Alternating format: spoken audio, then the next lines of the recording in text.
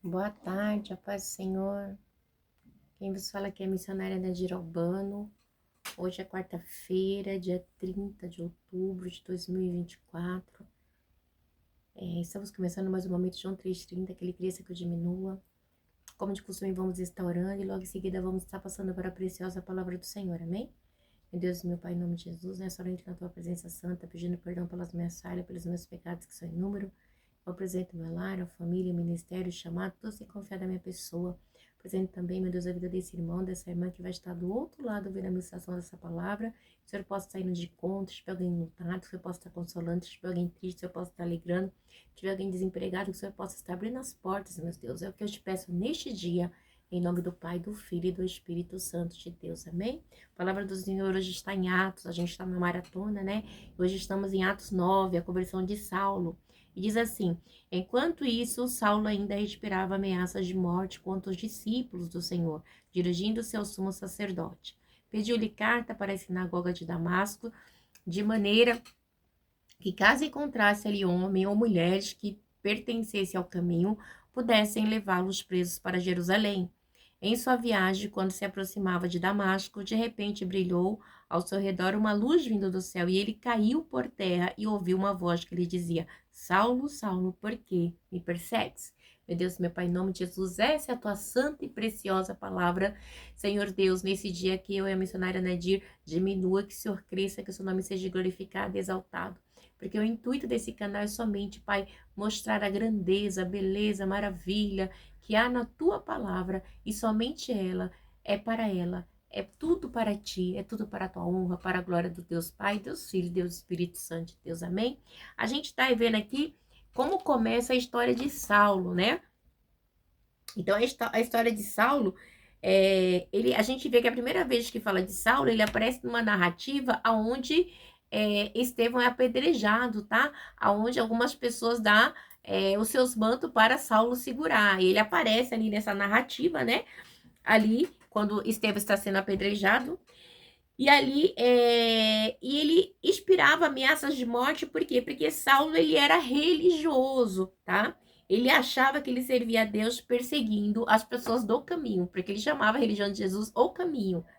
Então, e a gente vê que a palavra diz assim: enquanto isso, Saulo andava, ainda respirava ameaças de morte contra os discípulos. Por que ainda? Porque ainda estava tendo uma perseguição ferrenha. Ele fez parte ali do apedrejamento de Estevão, a qual Estevão fez uma narrativa maravilhosa, né, sobre ali o Velho Testamento, ali o começo, né, de tudo, como dos judeus, né, e aquilo incomodou, e segundo a palavra, eles ficavam furiosos, eles rangiam os dentes, eles tampavam o ouvido para não ouvir a palavra do Senhor, porque as trevas, né, quando é contestada com a palavra de Deus, né, eles ficam furiosos mesmo, e Saulo fazia parte deste meio, mas Deus tinha um plano diferente para Saulo de Tarso, né, e diz assim: ameaçando a morte com os discípulos do Senhor e dirigindo-se ao sumo sacerdote. Pediu-lhe cartas para a sinagoga de Damasco, de maneira que, caso encontrasse ali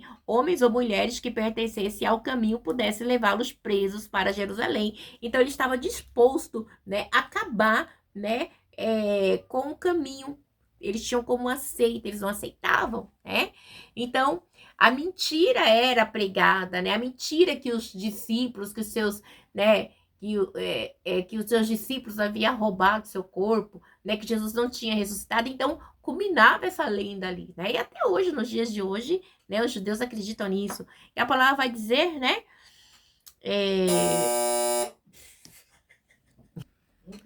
Então, aí disse que, né, que ele pediu cartas para perseguir, né, todos que seguiam o caminho. E aí vai dizer assim, no 3: em sua viagem, quando se aproximava de Damasco, de repente brilhou ao seu redor uma luz vindo do céu. E ele caiu por terra e ouviu uma voz que lhe dizia: Saulo, Saulo, por que me persegue, né? Então, quando ele pegou essas cartas, que ele foi lá para Damasco, tá cedo, mãe, Deus abençoe, para aprender, né, decidido a aprender os judeus, né, que seguiu o caminho, né? Ele tem um encontro com Jesus, né? Ele tem um encontro com o próprio Jesus, né? E isso é tão tremendo que diz assim: ele caiu por terra e ouviu uma voz que lhe dizia: Saulo, Saulo, por que me persegue? Então, o próprio Deus falou com ele, né? Jesus, porque eles chamavam como se fosse uma seita, o caminho. E ele foi, e por ele ter ido decidido, né? E assim, e ele era um homem assim, vamos dizer assim, obstinado naquilo que ele fazia, ele ia e fazia com veemência mesmo, né? Então ele tinha assim uma autoridade, né? De ir fazer, pronto, e acabou, né? E aí o que acontecia? E a gente sabia também que ele tinha todo o apoio do Sinédrio. E aquilo que o Sinédrio apoiava, pronto, já estava definido. Se ele absolvesse, se ele condenasse à morte, era dito. Então, uma luz vinda. Aí diz, né? Que uma luz vinda do céu por volta do meio-dia. Que hora? Meio-dia. Então, vai dizer que Saulo, Saulo, quem és tu, Senhor? E ele respondeu: eu sou Jesus a quem você persegue. Levante-se, entre na cidade, alguém lhe dirá o que você deve fazer. Os homens que viajavam com Saulo pararam, emudecidos, ouviam a voz, mas não viam ninguém. Saulo levantou-se do chão e, abrindo os olhos, não conseguia ver, né? Então, essa voz, né, foi uma voz audível, eles ouviam, né? Saulo ouvia, eles ouviam, mas eles não viam ninguém, né? E Deus, por que me persegue? Porque quando ele perseguiu os judeus, né, os apóstolos, aqueles que haviam se convertido ao caminho, eles estavam perseguindo o próprio Jesus, tá? Quem persegue aqueles que servem a Deus verdadeiramente, persegue o próprio Jesus, né? Deixa claro aqui, né? E a igreja de Cristo, né, é o corpo, é o seu corpo. E ali aquela perseguição acabava trazendo, tipo assim, uma separação, né? Tipo assim, dos judeus convertidos são convertidos. Saulo, Saulo, por que me persegues, né? Então ele pergunta, quem és tu, Senhor, né? Então ele ouve a voz do céu e ele quer saber quem é. Então quando ele pergunta, quem és tu, né? E ele vê que é a voz do próprio Deus falando com ele ali, da Trindade, né? Próprio Deus. Então ele vê a luz brilhante e aí ele consegue entender que ele estava na presença de um Deus verdadeiro, tá? De uma verdadeira deidade, do verdadeiro Deus, né? Do verdadeiro Jesus, que havia ressuscitado ao terceiro dia. Então, só assim para Paulo se converter e convencer que Cristo havia ressuscitado ao terceiro dia, né? Então, ele diz assim, né? E os homens, né, o levaram, aqui no 8, e Saulo levantou-se do chão e, abrindo os olhos, não conseguiam ver nada. Ele já levantou cego. A sua cegueira física fez com que os seus olhos espirituais fossem abertos. Porque ele diz assim, e abrindo os olhos não conseguiam ver nada. E os homens o levaram pela mão até Damasco. Por 3 dias ele esteve cego, não comeu nem bebeu. Então ele entrou no jejum ferrenho, né? Ele foi obrigado a entrar num jejum ferrenho, onde ele não comia e nem bebia, ele jejuou, né? Porque ele já tinha esse costume. Mas, agora, dessa vez, foi de uma maneira diferente, tá? E aí diz assim, ouviram a voz que estava com Paulo, ouviu o som, mas não entendia o que a voz dizia. Eles ouviam, né? Mas não entendia, porque o recado era para Paulo, para Saulo, não era para os outros, né? Então só vai entender a voz de Deus, porque Deus ele pode estar uma multidão, né? E Deus falar, tem 1 milhão de gente, Deus quiser falar só com Joana. Então só Joana vai ouvir a voz de Deus, né? Então tinha aqueles homens, mas só quem ouviu foi Saulo, tá? Só Saulo ouviu a voz de Deus. Só Saulo ouviu a voz de Deus. Ouviu não, só Saulo entendeu, né, a voz de Deus, tá bom?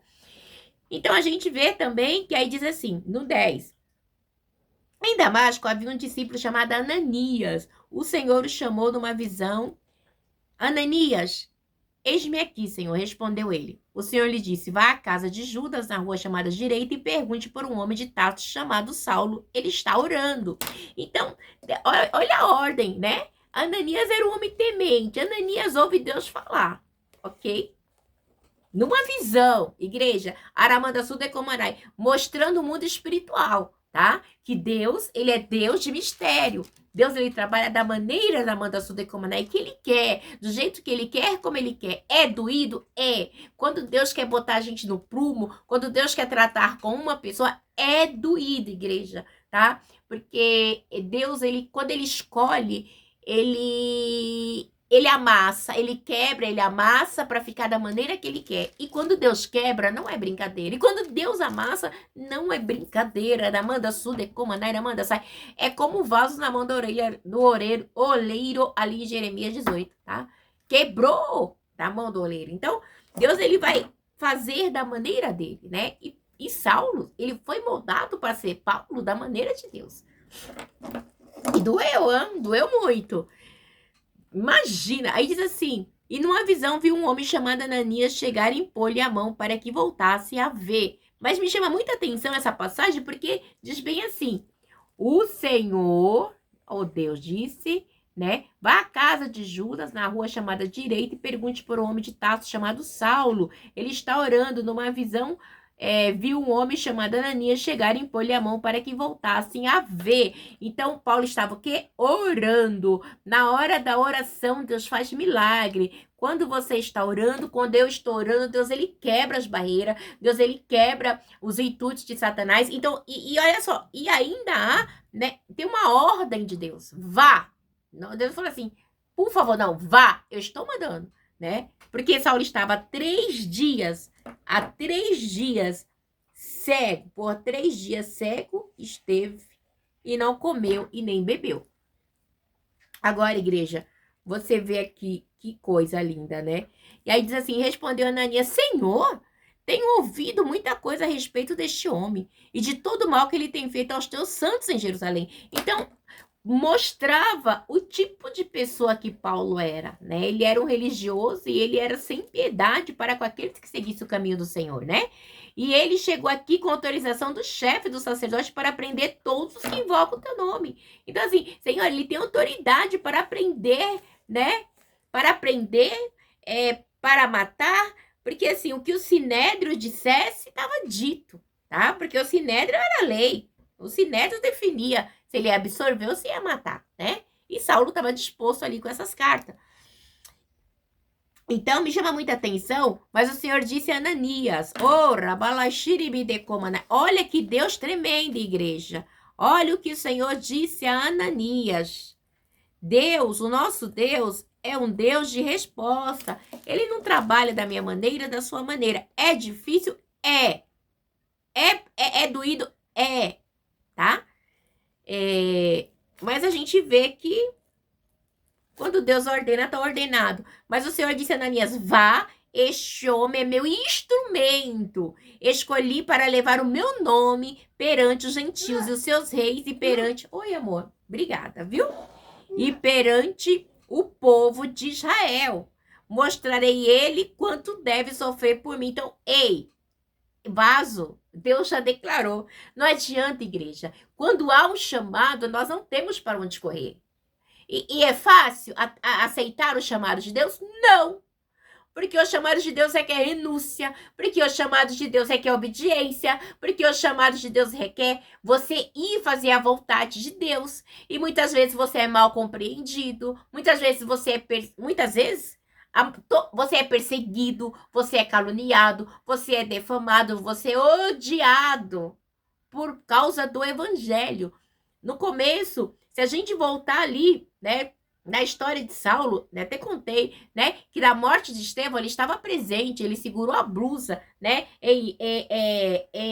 em Atos 7, 58, quando Estevão foi apresentado, ele segurou a roupa, o manto do pessoal, né, para apedrejar Estevão. Ele estava lá, esse jovem estava lá, né, o jovem Saulo, vendo o apedrejamento de Estevão.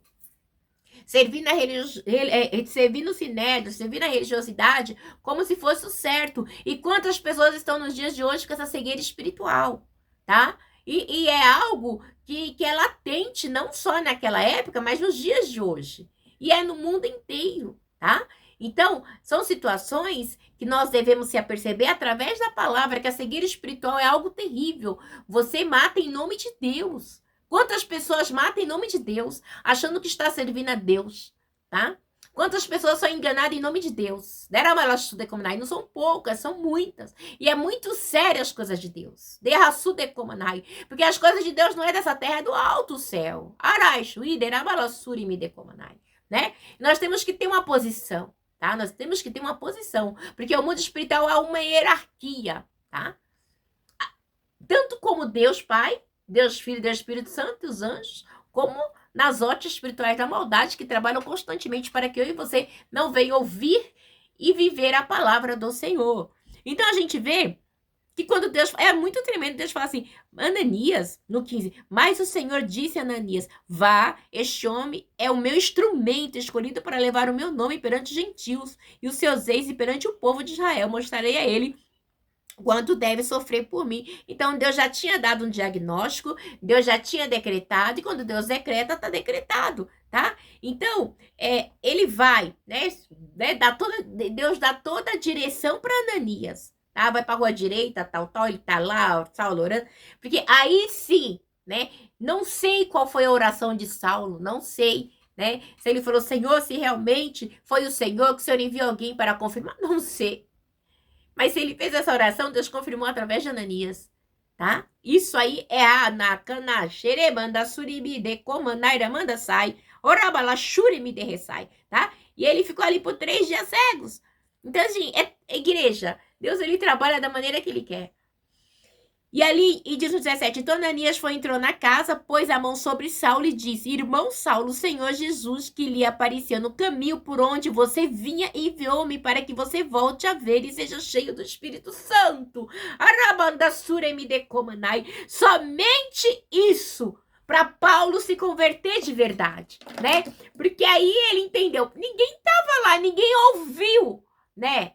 O que eu ouvi? Eles estavam comigo, eles ouviram o ruído, mas eles não ouviram a voz falou comigo. Então, os rapazes que estavam comigo, eles não poderiam saber o que Jesus falou comigo, porque o Jesus falou comigo foi particular, né? Então, a igreja, acontece algo tremendo. Assim. Então, Ananias entrou na casa, pôs a mão sobre Saulo e disse, irmão Saulo, o Senhor Jesus lhe apareceu no caminho por onde você vinha, enviou-me para que você volte a ver e seja cheio do Espírito Santo. Então, confirmando que quem teve o encontro com ele foi o próprio Jesus. Então, não tinha mais dúvida. Tudo bem, meu amor? Quer? Vou pegar. Então, a gente vê, se o próprio Deus não tivesse usado Ananias para ir falar com Saulo e descrever a situação, ele não ia acreditar, tá? Porque ele era um homem obstinado, ele tinha já um conceito formado, né? Então, diz aqui, então Ananias entrou na casa e pôs a mão sobre Saulo e disse, irmão Saulo, gente, olha só, irmão Saulo, de perseguidor para irmão Saulo, o Senhor Jesus que lhe apareceu no caminho por onde você vinha enviou-me para que você volte a ver e seja cheio do Espírito Santo. E aí diz no 18, olha que coisa linda. Imediatamente, algo como escama caiu dos olhos de Saulo, e ele passou a ver novamente. Levantando-se, foi batizado, e depois de comer, recuperou as forças. Esse é o nosso Deus. Caiu as escamas, que representa a cegueira espiritual. Aranda, surimi de comanai, né? Que Deus venha tirar a cegueira espiritual dos meus olhos, dos teus olhos, igreja. Porque a cegueira espiritual é algo que faz com que a gente se afaste da presença do Senhor, tá? Porque Deus, ele não trabalha com a religiosidade. Porque o Senhor diz ali em Tiago, qual é a religião do Senhor? A religião do Senhor, ela é pura, imaculada, visitar os órfãos e as viúvas nas vossas necessidades. Quem pratica isso está fazendo a vontade de Deus. Essa é a religião de Deus, né? Não é placa de igreja tal, não é isso, não é aquilo. A religião de Deus, ela é pura e imaculada, como o nosso Deus. E vamos prosseguir. E diz assim, e Saulo em Damasco, em Jerusalém. Não, mas vou ter que ler o 18 de novo. E imediatamente, vou ler 18. Imediatamente algo como escamas caiu dos olhos de Saulo. Ele passou a ver novamente, levantando-se e foi batizado. E depois de comer, recuperou as forças. Eita, Deus maravilhoso, né? Deus está falando para mim e para você nessa tarde, né? Que as escamas dos nossos olhos venham cair. Ó, todo dogma, toda mentira, todo gnosticismo, todo misticismo, todo espírito do engano, que nossos olhos espirituais venham a ser abertos. Para que a gente venha receber as coisas do alto, que são limpas, perfeitas. As coisas do Senhor é santa, não é de qualquer jeito. Igreja, muitas pessoas gostam de viver uma vida de mentira. sabe? Eles não conseguem crer que Deus, ele fala. Ele falava no Velho Testamento, falava lá no Novo, na igreja primitiva. Não, o mesmo Espírito que falou com Saulo, que usou Ananias, é o mesmo Espírito que fala comigo e com você hoje. Aramanda Suda é através da palavra dele. Ele não mudou, ele continua sendo o mesmo ontem, hoje, eternamente.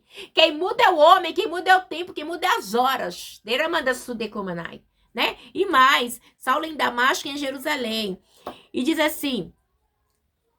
Saulo passou vários dias com os discípulos em Damasco. Logo começou a pregar nas sinagogas que Jesus que Jesus é o Filho de Deus. Todos os que ouviam ficavam perplexos e perguntavam: não é ele o homem que procurava destruir-nos em Jerusalém?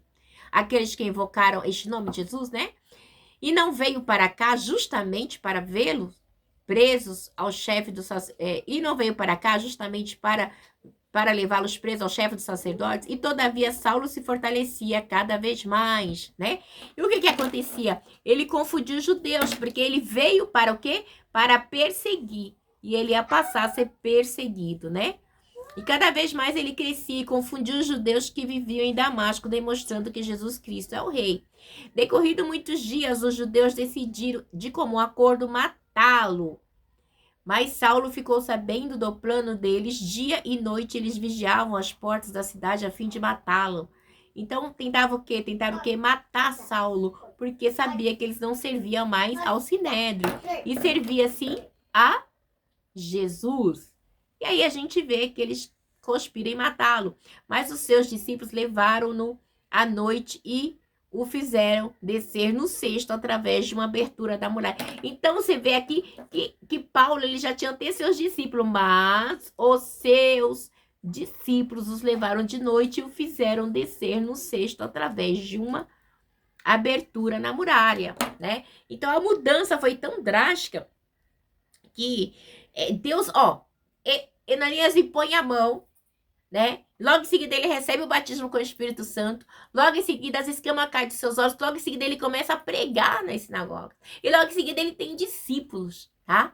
Então o segredo é esse. Há um processo, Namanda Sudekoma, Nairamanda Sai, há um processo na vida com Deus, sabe? Tem gente que quer chegar... Não, Deus, ele pode fazer da maneira que ele quer. Tem gente que pode chegar hoje e Deus fazer o que fez na vida de Saulo. E tem gente que pode demorar 15, 20 anos, não sei. Deus, ele trabalha da maneira que ele quer.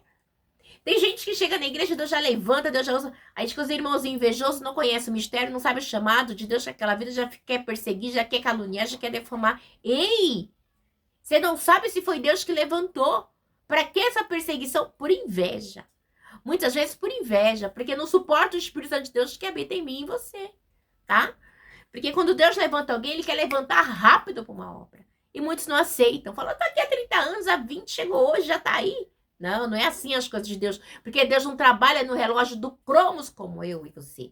Deus trabalha no relógio Kairos, no tempo perfeito, no amor ágape. Tudo de Deus, ele é perfeito. Eu e você somos imperfeitos, mas Deus, ele ainda é misericordioso, né? E ali, diz assim, né? Então, a gente vê que assim, a mensagem de Saulo passou a ser uma mensagem tão clara, tão clara, tão clara, tão clara, que era tão convicta a pregação dele, né, a respeito de Cristo, que era o Messias, que ele já tinha discípulo, igreja. Igreja, ele tinha discípulo. Então, você pensa, que coisa linda, né? Por ele pegar o evangelho puro e verdadeiro, ele já tinha discípulos. Então, e aí, foram decorrido algum tempo também nessa história, né? Segundo historiadores, foram decorridos 3 anos, como tá lá em Gálatas, tá? E ali deve ter passado alguma parte aos redores ali. E aí os judeus, sabendo que ele já não serviu mais, decidiu o quê? Matá-lo, né? Em comum, né? Mas Paulo, ele conhecia, né? Ele sabia a artimanha, a estratégia do Sinédrio, né? E sabia como que eles eram, né? Então, ali, falaram com ele, ali, desceram ele pelo cesto, né? E diz assim que no 26, e quando chegou a Jerusalém, tentou reunir-se aos discípulos, mas todos estavam com medo dele e não acreditavam que fosse realmente um discípulo. lá onde ele estava, ele já tinha discípulos, mas quando ele vai, né, para Jerusalém, as pessoas ainda não acreditam, porque ele tinha uma fama de perseguidor, tá? Então Barnabé o levou aos apóstolos e lhe contou como no caminho Saulo vira o Senhor que lhe falara e como em Damasco ele havia pregado corajosamente em nome de Jesus. Então ele teve uma testemunha a favor dele de que ele não era mais o mesmo Saulo, tá? Que ele já estava vivendo a vontade do Senhor, tá? E para viver a vontade do Senhor requer renúncia. E Paulo ele estava passando os processos. Porque o Senhor havia dito, ele há de padecer por mim. Não foi o que o Senhor falou, né? Ananias, este é um vaso escolhido por mim, tá? E ele há de padecer. Então começou ali a perseguição sobre a vida de Saulo, tá? E assim Saulo ficou com eles e andava com liberdade em Jerusalém. Então a partir deste momento, né, que ele ficou ali, que Barnabé deu testemunho dele, ele passou, né, a andar com os apóstolos, após o testemunho. Então a gente vê também aqui que aí diz assim, andava em Jerusalém, pregando corajosamente em nome do Senhor. Falava e discutia com os judeus de fala grega, mas eles tentavam matá-lo. E ele tinha uma autoridade, ele tinha uma eloquência, né, vinda do céu para falar, né? Porque Deus não disse que ele era o vaso escolhido. Quando Deus diz que escolheu, escolheu e pronto, acabou, né? Sabendo disso, os irmãos o levaram para Cesareia e enviaram para Tarso, tá? Então, a gente vê que, gente, ele pregando, aí ó, pregando corajosamente em nome do Senhor Jesus, tá? Sabendo disso, os irmãos o levaram para Cesareia e o enviaram para Tarso. Mas por quê, né? Diz assim, a igreja passava por um período de paz em toda a Judéia, Galiléia e Samaria. E ela se edificava, encorajada pelo Espírito Santo, crescia em número, vivendo no temor do Senhor. Então a igreja crescia no temor do Senhor. A igreja, o segredo é o temor do Senhor. A palavra do Senhor diz assim, o temor do Senhor é o princípio da sabedoria. Põe entendimento em todos que lhe temem. Mas nem todo mundo quer viver o temor do Senhor, porque o temor do Senhor requer renúncia. E Paulo, ele teve esse temor, no entanto que ele tinha ousadia para discutir, ele argumentava sobre Cristo, ele falava sobre Cristo, porque ele teve um encontro com Cristo. Então Saulo, ele tinha toda essa eloquência, ele tinha toda esse empenho em falar, né? Ele apresentava Jesus, assim, apresentando Jesus como Messias, claramente, tá? Por quê? Porque ele teve um encontro com esse. Igreja, a gente só fala de Jesus quando você tem um encontro com ele. E Saulo teve esse encontro. Para ele falar de Jesus, ele teve um encontro com Jesus. Amanda Sude Comanaira, Amanda sai, tá? Não adianta você querer falar de alguém que você não teve um encontro verdadeiro, tá? Então, a gente vai falar de quem você teve um encontro verdadeiro. E Paulo, ele teve esse encontro com Jesus. E mais, né? Então, é algo tão tremendo, assim, e crescia ali o número de crentes, sabe? E os cristãos cresciam, incluíam-se cristãos, ia crescendo nos distritos, a Samaria, a Galileia, olha, o evangelho estava sendo expandido, tá bom?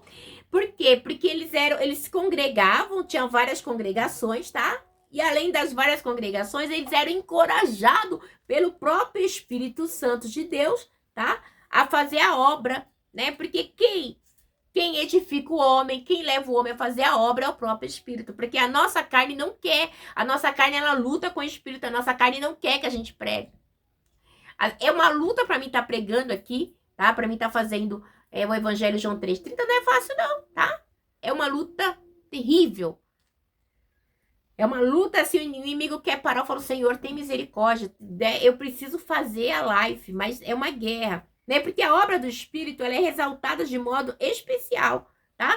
O Espírito Santo de Deus, ele é especial, porque ele é o próprio Deus, ele é a terceira pessoa da Trindade, né? E a gente vê aqui, né? Por isso, sabe que esse livro também ele é chamado, às vezes, Atos do Espírito, porque a gente vê muito mover do Espírito Santo de Deus aqui no livro de Atos, tá? O Espírito trabalha tremendamente. E diz assim, Enéas e Dorca. Viajando por toda parte, Pedro foi visitar os santos que viviam em Lida.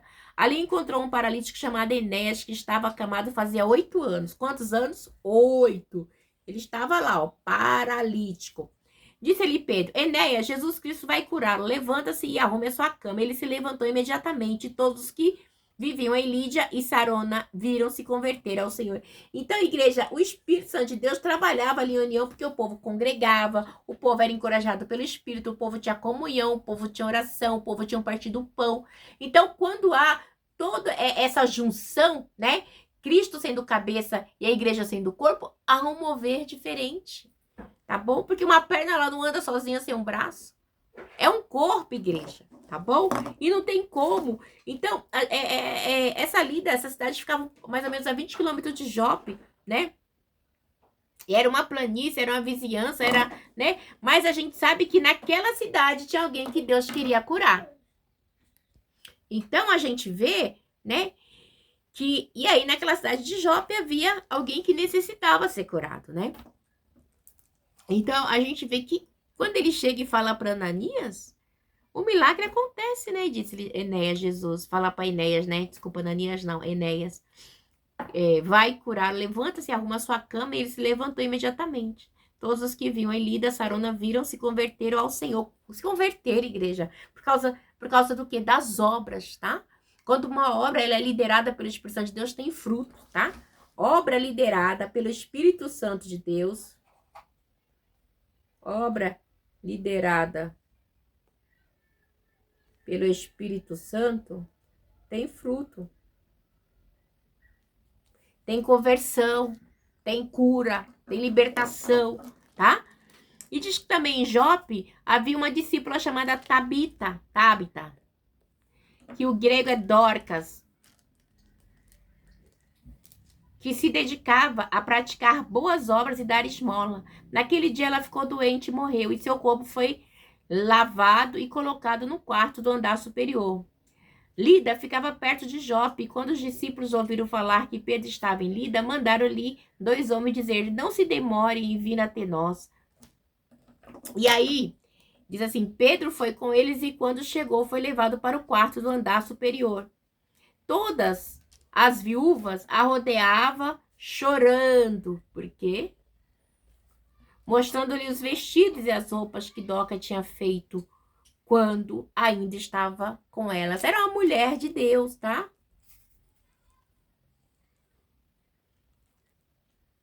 Mulher de Deus, igreja, não é fútil, não, tá? Mulher de Deus é mulher que ora, mulher que busca. Não é mulher que fica desfilando roupa, não. Não é mulher que fica vendo livrinho besta, idiota, não. É mulher que lê Bíblia. Mulher de Deus tem que ler a Bíblia, tá? O primeiro ensinamento é ler a Bíblia. Depois, se quiser pegar algo circular para trazer, mas que edifique a vida das mulheres, tá?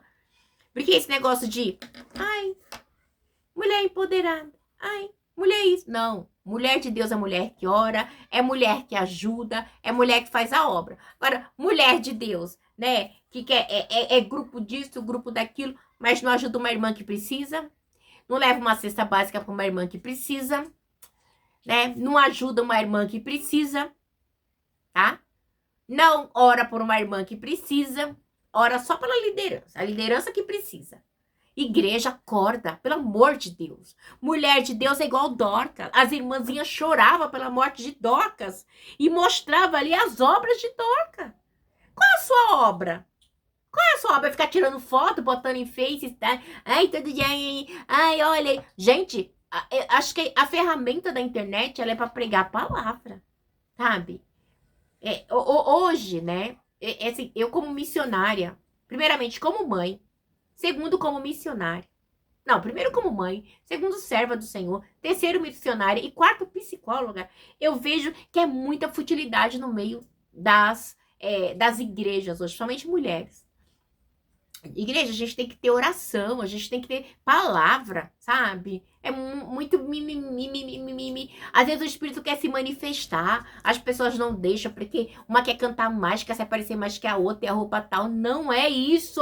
Deus, ele quer fruto, ele quer obra do Espírito. Ramanda Suda, aí é diferente. É uma ajudando a outra, orando, ajudando. Olha, nós temos esse grupo de mulheres aqui, é mulheres que oram, mulheres vencedoras, mulheres que buscam, não sei, mas tem que ser um grupo que dê frutos do Espírito Santo de Deus. Tem que ser grupos de mulheres que estão juntas ali. Dorcas é um exemplo de mulher para pregar a história de Dorcas, tá?